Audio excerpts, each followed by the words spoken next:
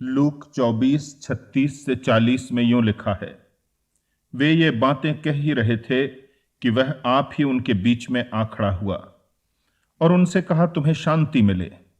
परंतु वे घबरा गए और डर गए और समझे कि हम किसी भूत को देखते हैं। उसने उनसे कहा, क्यों घबराते हो और तुम्हारे मन में क्यों संदेह उठते हैं? मेरे हाथ और मेरे पांव को देखो कि मैं वही हूं। मुझे छू कर देखो, क्योंकि आत्मा के हड्डी मांस नहीं होता जैसा मुझ में देखते हो। यह कहकर उसने उन्हें अपने हाथ पांव दिखाए। परमेश्वर अपने वचन के पढ़े जाने पर आशीष दे। प्रभु यीशु मसीह के घावों पर या क्रूसित होने के दौरान उसकी चोटों पर अनेक संदेश दिए जा चुके हैं।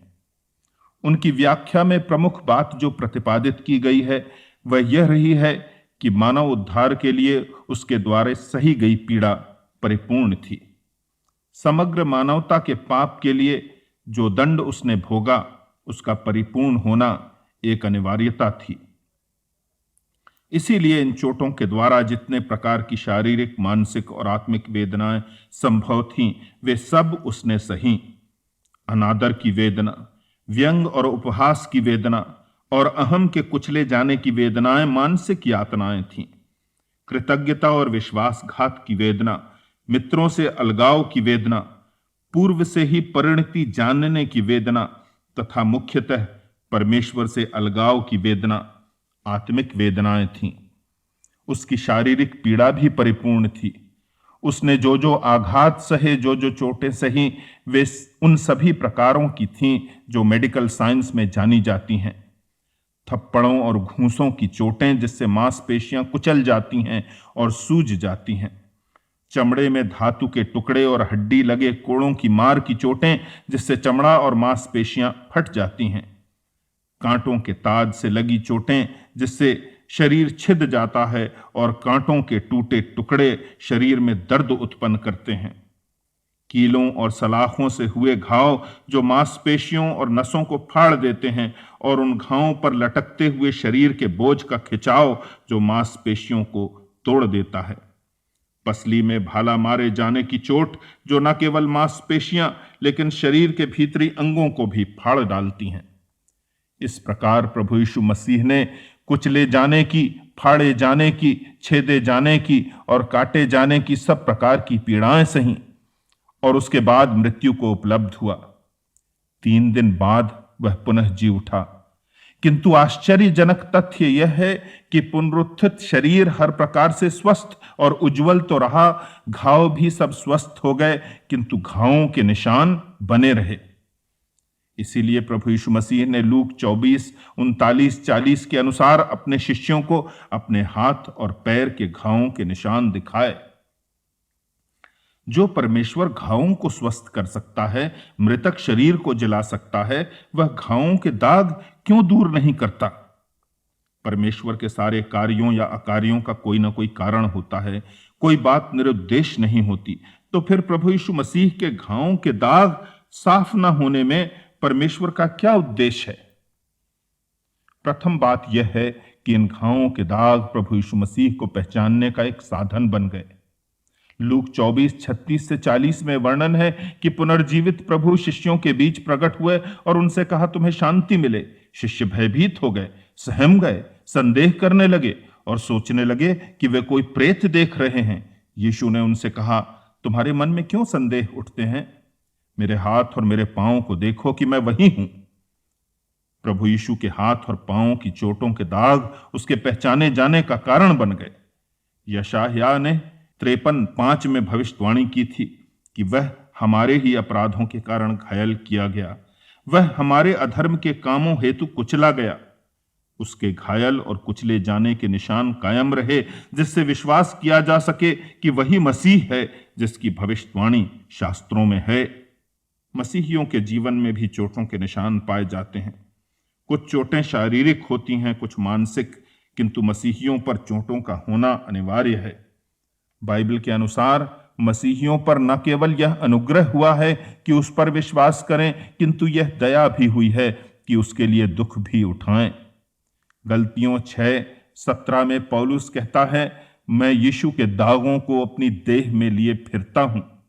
जैसे मसीह के दाग मसीह की पहचान बन गए, वैसे ही पौलुस की चोटों के निशान उसका पहचान पत्र बन गए, आइडेंटिटी कार्ड बन गए। इन घावों के निशानों से पहचाना जा सकता था कि पौलुस यीशु मसीह का शिष्य है। यह दाग पौलुस की देह पर कैसे पड़े, इसका वर्णन उसने दूसरा कुरिन्थियों 11:23 से 29 में किया है। यहां वह स्वयं की तुलना अन्य सेवकों से करते हुए कहता है, क्या वे ही मसीह के सेवक हैं? मैं उनसे बढ़कर हूं, अधिक परिश्रम करने में, बार बार कैद होने में, कोड़े खाने में, बार बार मृत्यु के जोखिमों में। 5 बार मैंने यहूदियों के हाथ से 39 कोड़े खाए। 3 बार मैंने बेंतें खाई। 1 बार पथरवाह किया गया। 3 बार जहाज जिन पर मैं चढ़ा था टूट गए। 1 रात दिन मैंने समुद्र में काटा। मैं बार बार यात्राओं में, नदियों के जोखिमों में, डाकुओं के जोखिमों में, अपने जाति वालों से जोखिमों में, अन्य जातियों से जोखिमों में, नगरों के जोखिमों में, जंगल के जोखिमों में, समुद्र के जोखिमों में, झूठे भाइयों के बीच जोखिमों में, परिश्रम और कष्ट में, बार बार जागते रहने में, भूख प्यास में, बार बार उपवास करने में, जाड़े में उघाड़े रहने में, और बातों को छोड़कर जिनका वर्णन मैं नहीं करता, सब कलीसियाओं की चिंता मुझे दबाती है। ये वे दुख थे जो पौलुस ने उठाए, वे आघात थे जो उसने सहे, तथा इन चोटों के दाग उसके शरीर पर, उसके व्यक्तित्व पर स्पष्ट दिखाई देते होंगे, उसके मसीही होने की पहचान होंगे। इसीलिए वह कह सका, मैं यीशु के दागों को अपनी देह में लिए फिरता हूं। हमारे मसीही होने की पहचान क्या है? क्या हम अपने ऊपर हुए शारीरिक और मानसिक आघातों के निशान संतोषपूर्ण गर्व से दिखा सकते हैं? मसीह के घावों के दाग हमारे विश्वास को दृढ़ करते हैं और अविश्वास को दूर करते हैं। यूहन्ना 20 में वर्णन है कि जब पुनरुत्थित प्रभु यीशु ने शिष्यों को प्रथम दर्शन दिया, तब उनका एक शिष्य थोमा वहां उपस्थित नहीं था। जब शिष्यों ने उसे यीशु के दर्शन के संबंध में बताया, तब थोमा ने कहा, जब तक मैं उसके हाथों में कीलों के चिन्ह न देख लूं और कीलों के स्थान में अपनी उंगली न डाल लूं और उसकी पसली में अपना हाथ न डाल लूं, तब तक मैं विश्वास नहीं करूंगा।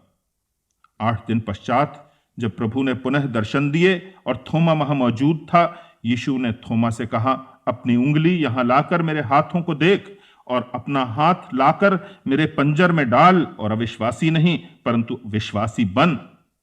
और थोमा ने विश्वास किया और कहा, मेरे प्रभु, मेरे परमेश्वर। क्या लोग हम पर हुए आघातों और प्रहारों को देखकर प्रभु यीशु मसीह पर विश्वास लाते हैं? मसीही साहित्य संस्था द्वारा प्रकाशित पुस्तक चीन में कलीसिया में, चीन में हमारे विश्वासी भाई बहनों के ऊपर तथाकथित सांस्कृतिक क्रांति के दौरान हुए अत्याचारों का वर्णन है।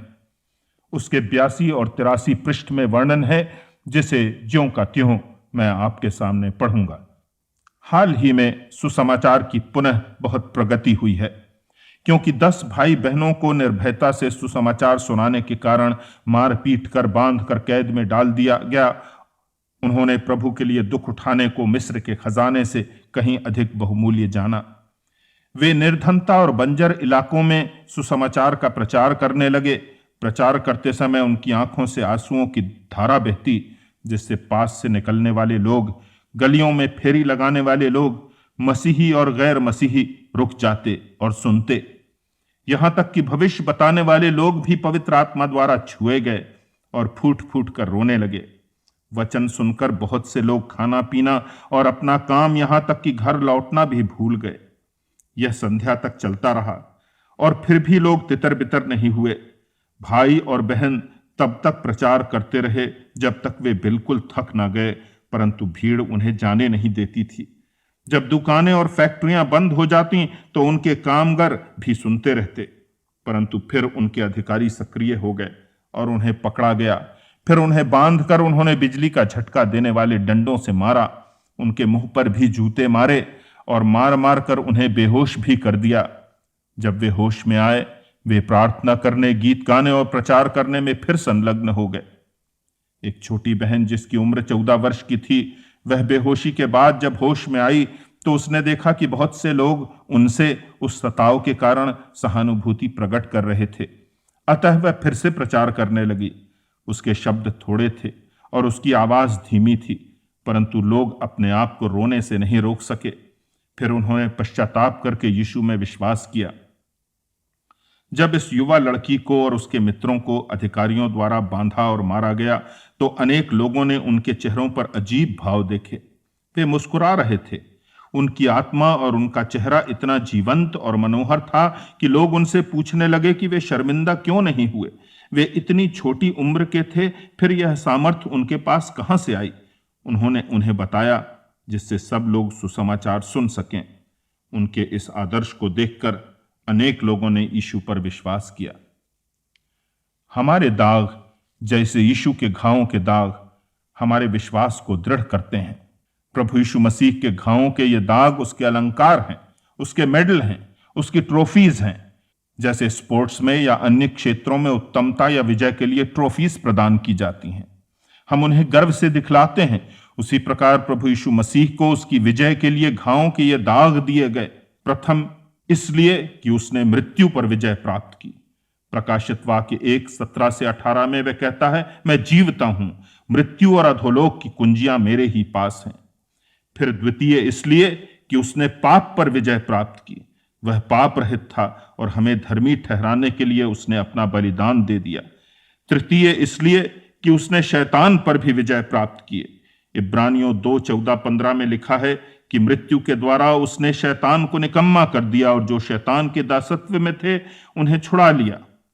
क्या मसीह के लिए सहे गए क्लेशों में हम कुड़कुड़ाते हैं या उनसे अलंकृत होकर गर्व करते हुए सम्मानित अनुभव करते हैं? अंत में मैं यह भी कहूंगा कि प्रभु यीशु मसीह के घावों के ये दाग हमें परमेश्वर के प्रेम का स्मरण दिलाने के लिए हैं। हम अपने उस प्रिय गीत को कैसे भूल सकते हैं?